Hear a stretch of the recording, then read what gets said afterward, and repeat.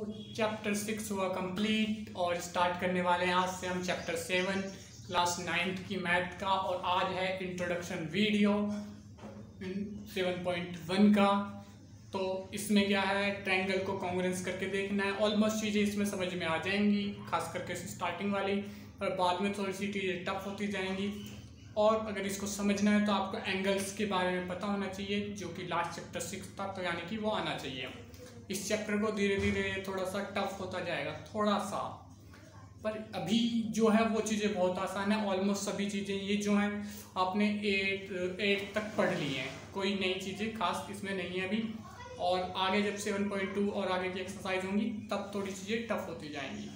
तो मेरा नाम है नीरज, ये आपका चैनल मैथ सॉल्यूशन। शुरू करते हैं इसके इंट्रोडक्शन से। कॉन्ग्रुएंस ट्रायंगल, तो ये है कॉन्ग्रुएंस ट्रायंगल। कॉन्ग्रुएंस ट्रायंगल क्या होते हैं ये आपको बचपन में ही पता चल चुका है लगभग, मतलब 6, 7, 8, 9 में। कॉन्ग्रुएंस ट्रायंगल, कॉन्ग्रुएंस क्या होते हैं, कोई चीज़ अगर ये मेरा है तो अगर ये एक है तो ये इसके कॉन्ग्रुएंस, अगर इसकी साइड वाइड और एंगल बराबर है, ठीक है।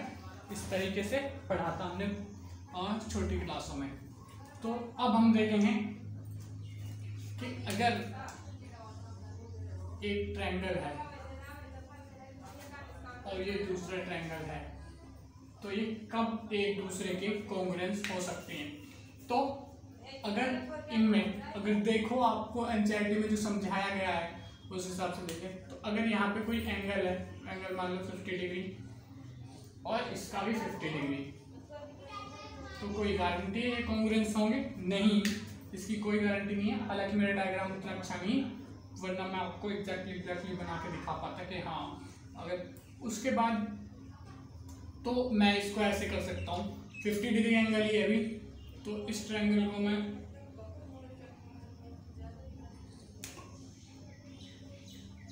ऐसे कर सकता हूँ। तो ये अब इसके कॉन्ग्रुएंस नहीं है, ठीक है। फिर कहें कि इसकी एक साइड को सेम कर दें, तो इसी साइड को सेम कर देते हैं कि अगर ये साइड इक्वल है, कंफर्म ये साइड इक्वल है कुछ, तो ये मैंने मान लिया 5 सेंटीमीटर और ये भी मान लिया 5 सेंटीमीटर, तो क्या ये कॉन्ग्रुएंस है? तो अभी भी ये कॉन्ग्रुएंस नहीं है, क्योंकि इन दोनों को छेड़े बिना, अगर मैं इसको तो छेड़ सकता हूँ, इन दोनों साइडों को छेड़ सकता हूँ मैं, इस साइड को यहाँ से तोड़ के, उसका साइड वही है अभी भी, इसको तोड़ के मैं ऐसे, तो ये अब भी कॉन्ग्रुएंस नहीं, इन दोनों चीजों से भी फर्क नहीं पड़ रहा, ठीक है। अब ये एंगल 90 भी हो सकता है, कुछ भी हो सकता है, ठीक है। तो अभी भी ये कॉन्ग्रुएंस नहीं है, पर अब मैं तीसरी साइड सेम करने की कोशिश करता हूँ,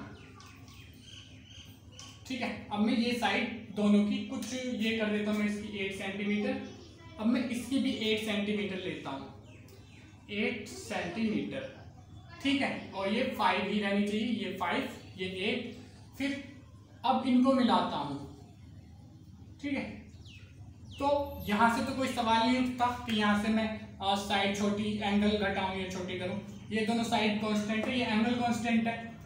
अब ये वाली साइड इस वाली साइड के बराबर होगी, इसकी गारंटी क्या है? तभी तो, क्योंकि अगर एक ये चीजें कौन तभी होगी जब पूरा ट्रायंगल एंगल सब बराबर हो। इसके कॉन्ग्रुएंस होने का मतलब ये है यहाँ पे। तो अब यहाँ पे देखोगे कि ये अगर 50 डिग्री का बन रहा है, ये, तो अब कोई भी लाइन बना लो, कोई भी लाइन जिसके ये एंगल 50 डिग्री का 8 सेंटीमीटर और ये 5 सेंटीमीटर, तो ये जो लाइन खींचोगे तुम्हें रैंडमली खींचनी है, तुम्हें कुछ नहीं करना। पहले ये दो चीजें बनाओ, तो देखोगे कि ये अगर ये हम फिक्स कर दें, ये फिक्स कर दें और ये फिक्स कर दें, तो तीसरी साइड जो आएगी वो फिक्स ही आएगी, ठीक है। वो ऐसा नहीं होगा उसमें कि कभी 5 सेंटीमीटर आ रही है, कभी 3 सेंटीमीटर आ रही है, वो कुछ फिक्स आएगी, ठीक है। क्योंकि अब देखो यहाँ पे हम इसमें चेंज भी नहीं कर सकते, क्योंकि अगर यहाँ से एंगल चेंज करने की कोशिश करेंगे, तो अगर एंगल को घटाने की कोशिश करेंगे इस साइड को रख के, तो ये नीचे की तरफ जाएगी, ये साइड कम हो जाएगी, ठीक है। उसके बाद अगर साइड इसको, इस साइड को कम करना चाहेंगे, इस साइड को इधर से कम करना चाहेंगे, तो ये एंगल कम हो जाएगा, ठीक है। इस तरीके से ऊपर जाके अगर ऊपर से देखेंगे, तो ऊपर से अगर इस साइड को घटाना चाहेंगे तो ये 5 नहीं रह पाएगा, इसको फिर एंगल कम करना पड़ेगा। इसको अगर इनमें से तो कोई घटा ही नहीं सकते क्योंकि ये कांस्टेंट है, तो इसमें से कहीं से भी हम छेड़खानी नहीं कर सकते हैं। इस एंगल को चेंज करने की कोशिश करेंगे, इसको नीचे ले जाएंगे तो ये साइड कम हो जाएगी, और यहाँ से एंगल चेंज करके इस वाले एंगल को कम करने की कोशिश करेंगे तो ये साइड 8 सेंटीमीटर कम हो जाएगी। यानी कि इस बात से हमें ये प्रूफ मिला है कि कोई भी एंगल की अगर ये तीन चीजें साइड, एंगल, साइड कॉमन है, मतलब एक जैसे, तो बाकी की चीजें क्या होंगी, सेम होगी। ये चीजें तुम्हें आगे थोड़ी देर में समझ में आ जाएंगी, ठीक है। तो ये क्राइटेरिया कि तीन चीजें अगर सेम है तो एंगल, ट्राइंगल जो है वो कॉन्ग्रुएंस है। अगर दो हैं तो नहीं है। इसके अलावा एक और छोटी सी चीज समझ लेते हैं कि जैसे कि ये कुछ 60 डिग्री, ये 5, ये 4, ये कुछ होगा, वैसे 3 होता है अगर यहाँ पे 90 डिग्री बनता तो ये यहाँ पे ये सेम 60 डिग्री, ये 5, ये 4, तो ये ट्रायंगल के आपस में कॉन्ग्रुएंस है? नहीं, क्योंकि ये 60 डिग्री के ऊपर है तो ये भी 60 डिग्री के ऊपर होता तब ये कॉन्ग्रुएंस होते। तो जहां पे एंगल है वही एंगल होना चाहिए, ये नहीं कि सामने वाला एंगल के सामने वाली साइड, क्योंकि ये कॉन्ग्रुएंस नहीं है। ये 5 है इसकी, पर इसकी गारंटी नहीं है कि ये 5 होगी, और ये इसकी भी गारंटी नहीं है कि ये 5 होगी, ठीक है। इसकी कोई गारंटी नहीं है 5 होगी, क्योंकि इसको चेंज कर सकता हूँ मैं, इसको 5 रख के चेंज कर सकता हूँ। देखो, इसको 5 ही रखूंगा, इस 5 को नीचे लेके आ जाऊंगा ऐसे 5, पर नहीं, ये साइज हट जाएगा 5 का, है ना। ऐसा नहीं हो सकता कि इसको नीचे लेके आऊँ और साइज ना रखें, ठीक है। तो ऐसा नहीं हो सकता है, ठीक है। तो मतलब पर फिर भी एंगल ऊपर कर सकता हूँ। तो अब इसकी कोई गारंटी नहीं है, पर अगर ये 5 है और ये मतलब ये साइड 5 चाहिए तो ये साइड 5 नहीं रहेगी फिर, है ना। ये इसकी कोई गारंटी नहीं कि ये साइड 5 है, ठीक है। तो ये कॉन्ग्रुएंस नहीं है आपस में, ठीक है। बस इतना समझ लो, अगर सेम जगह पे सेम साइन पे है तभी। अब देखो, अगर इसको ऐसे करूं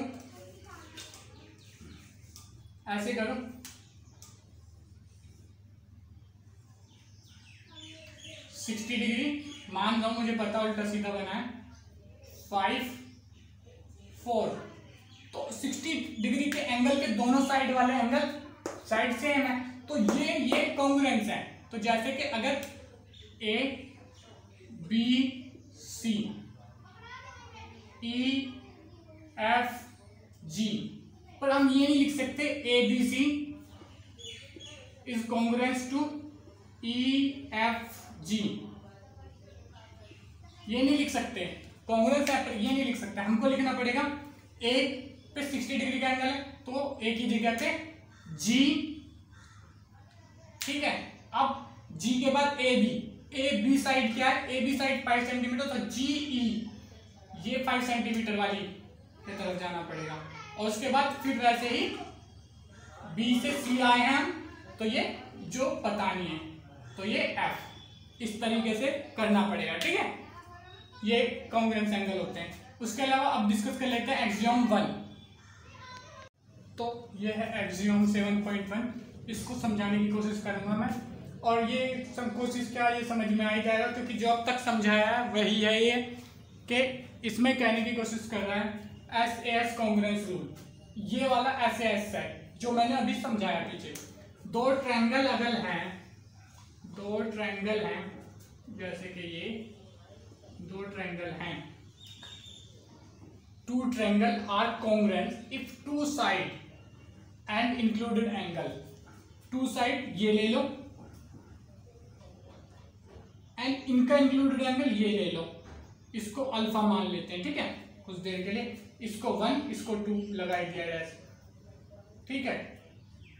if 2 side and included angle of 1 triangle, ये 1 ट्रायंगल का ये बता दिए, आर इक्वल होगा तो इस पे भी 1 डैश, इस पे भी 2 डैश, और ये एंगल भी alpha, angle of other triangle.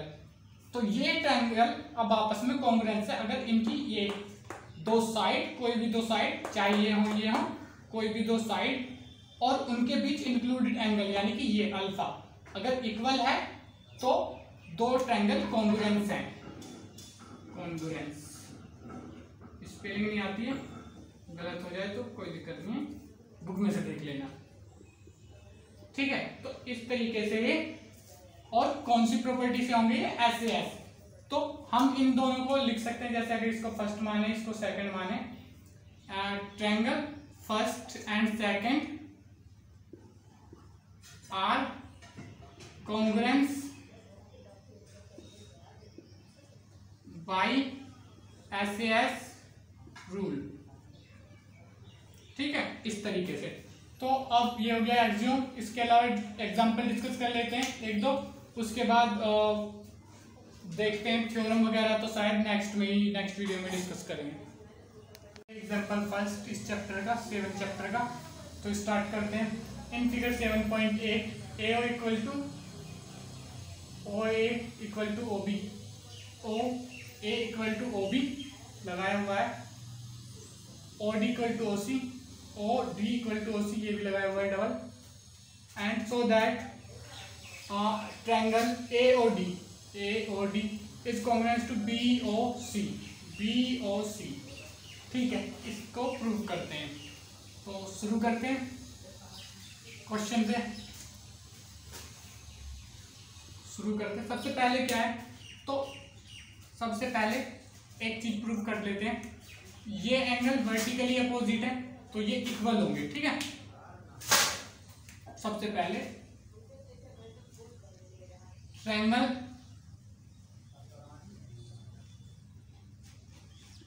COB is equal to triangle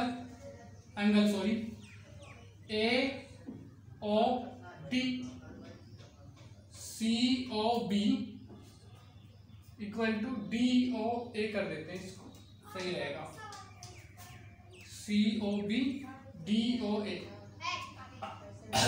या AOD DOA ये कर देते हैं, ठीक है। उसके बाद ये एंगल इक्वल होगा, क्यों, ये वर्टिकली अपोजिट है, यहाँ पे लिख दो वर्टिकली अपोजिट, ठीक है, ये पता चल चुका होगा अब तक आपको। हाँ, उसके बाद CO equal to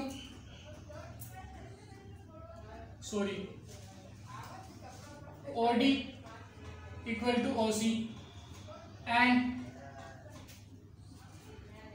OA equal to OB as the question में लिखा नहीं, या गिवन लिख देते हैं कुछ, वे एक ही बात है। तो अब देखो, एक एंगल बराबर हो गया, एक साइड ये बराबर होगी, एक साइड ये बराबर होगी, ठीक है। अगर A लेंगे तो उधर से B लेना पड़ेगा क्योंकि ये साइड है। उसके बाद अगर C लेते तो D लेते, लेकिन अगर A से O लेंगे तो B से भी O लेना पड़ेगा, ठीक है। तो देखें तो AOD और BOC, तो ये कॉन्ग्रुएंस हो जाएगा। AOD पहले ये वाली साइड, B ये इसके बराबर साइड ये होगी, उसके बाद इसके बराबर होगी ये वाली साइड, और एंगल बीच में ये आ रहा है, ठीक है। तो triangle AOD is congruence triangle BOC by SAS की फुल फॉर्म में साइड एंगल साइड रूल, लिख लो चाहे तो, यहां पे लिख देता हूं SAS साइड एंगल साइड, ये फुल फॉर्म इसकी, ठीक है। तो ये हो गया प्रूफ। अब सेकंड पार्ट में क्या प्रूफ करना है, ये तो हो गया पार्ट फर्स्ट। पार्ट सेकंड में क्या प्रूफ करना है, AD is parallel to BC, ठीक है, ठीक है। अब यहां पे देखें,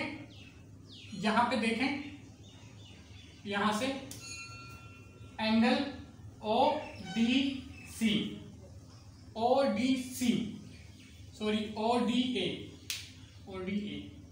तो कुछ बनेगा ही नहीं, ODA is equal to OCB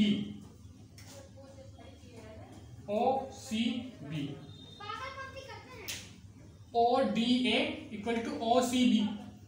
तो ये किससे, by the CPCT, by the CPCT, इसकी फुल फॉर्म लिखवाऊंगा।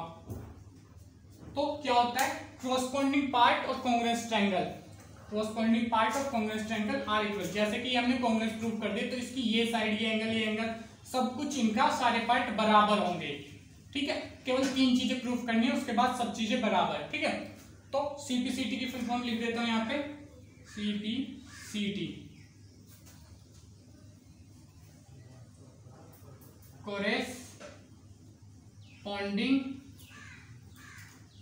ये वैसे आपको बुक में मिल जाएंगी, कोरेस्पॉन्डिंग पार्ट ऑफ कॉन्ग्रुएंस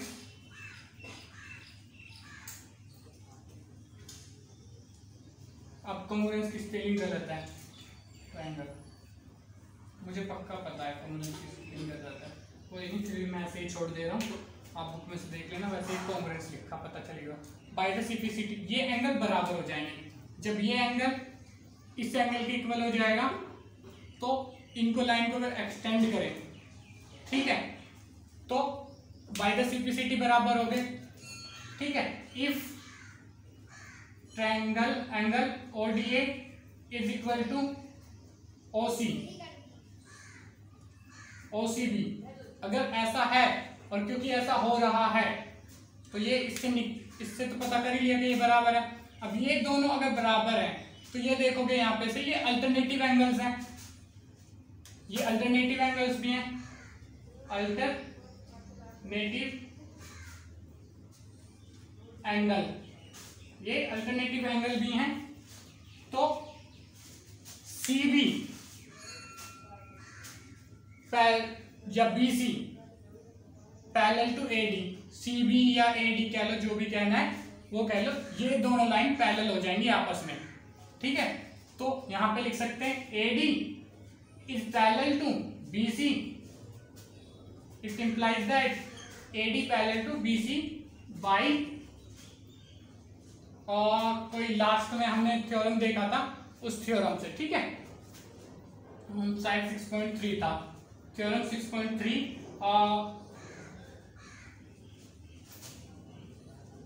6.3 से। ठीक है, उसमें ये था, चाहे तो उसका नाम लिख देना, वैसे ये लिखने की अब जरूरत नहीं है क्योंकि नेक्स्ट चैप्टर पे आ चुके हैं, क्योंकि ये अगर अल्टरनेटिव एंगल बराबर है तो ये पैरेलल होती है। ठीक है, अब इसका एग्जांपल सेकंड डिस्कस कर लेते हैं। ये एग्जांपल सेकंड, इसको डिस्कस कर लेते हैं अभी। पहले इसका फिगर बनाएंगे, उसके बाद इसको करेंगे solve. AB is a line segment, तो सब क्योंकि कायदे से जो फिगर है ना इसमें दिया हुआ बुक में, वो हम ही को बनाना है अगर ये क्वेश्चन होता है। ठीक है, तो AB is a line segment, ये A, ये B, ये लाइन सेगमेंट, इसलिए मैं देख के नहीं बना रहा हूँ ताकि समझ सको इस बात को कि फिगर दिया हुआ नहीं है इस क्वेश्चन में, ऐसे दिया होता कि फिगर इसमें, अगर फिगर देना होता तो AB is a line segment बना ली, a line L is perpendicular bisector, मतलब परपेंडिकुलर बाइसेक्टर इसकी कोई लाइन L, तो यहां से बना लेते हैं परपेंडिकुलर बाइसेक्टर L, इसको नाम दे देते हैं L, नीचे तक ही ले लेते हैं L। ठीक है, सो दैट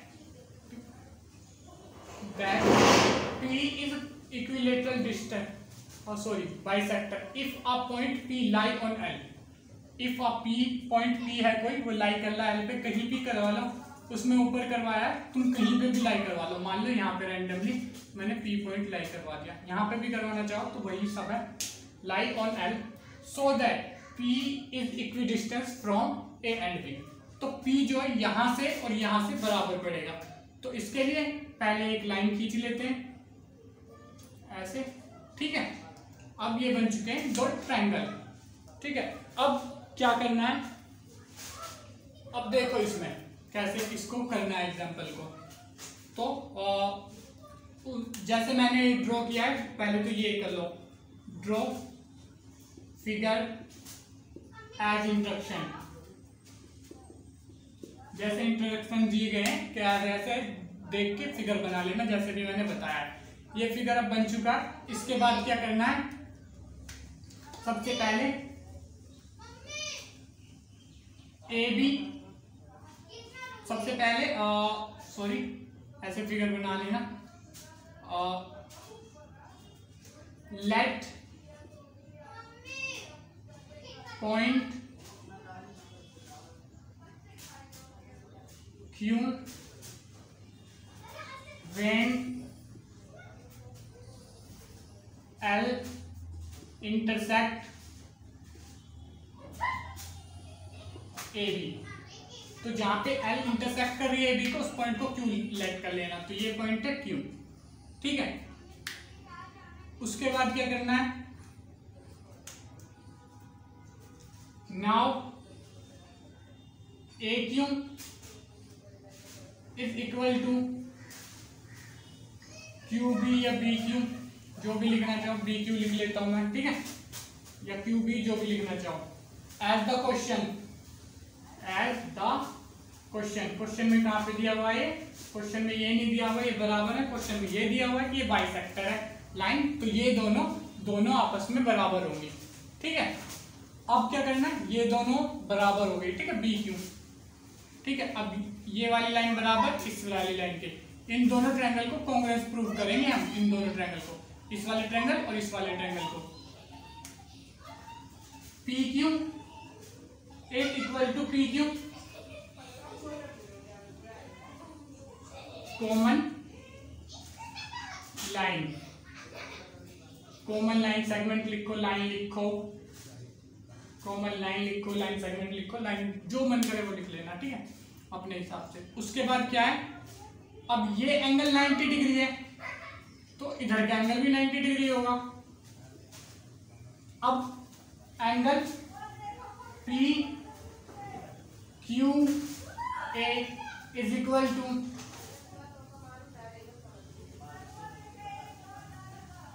PQB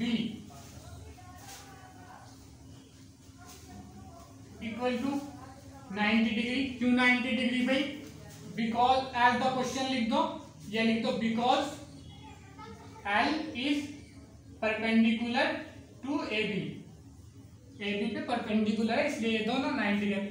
अब इन तीनों टर्म से, इन तीनों चीजों से क्या होता है, एंड ट्रायंगल, तो यहां पे लिख दो पहले, now we can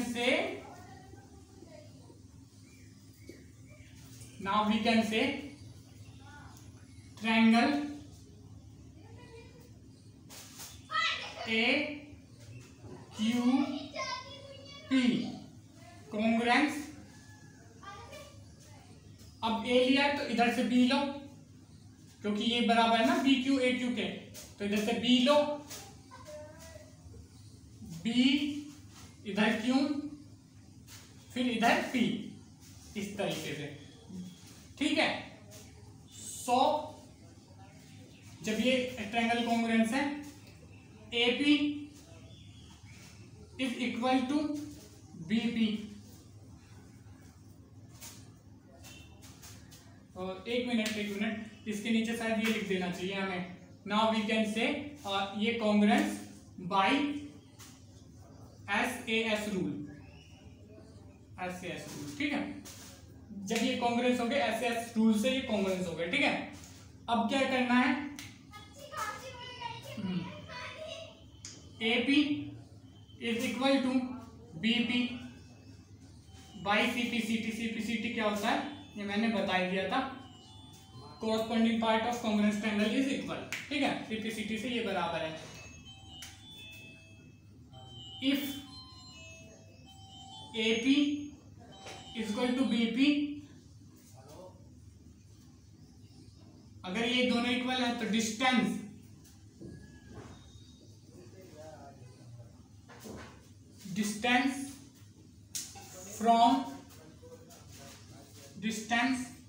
of P from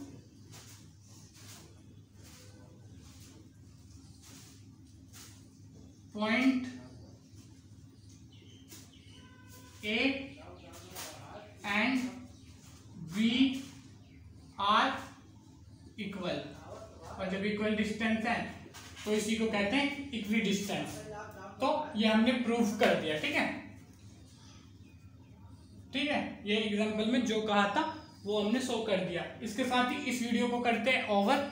अगर वीडियो आपको अच्छी लगी हो तो लाइक करें, चैनल को सब्सक्राइब करें हमारी अपकमिंग वीडियो देखने के लिए, जिसमें हम इस एक्सरसाइज से पहले के 7.1 से पहले के एग्जाम्पल कराएंगे। एग्जाम्पल 6 और 7 चैप्टर के बहुत इंपॉर्टेंट है, और अपने फ्रेंड्स के साथ शेयर करें ताकि उनकी हेल्प हो सके। Thank you.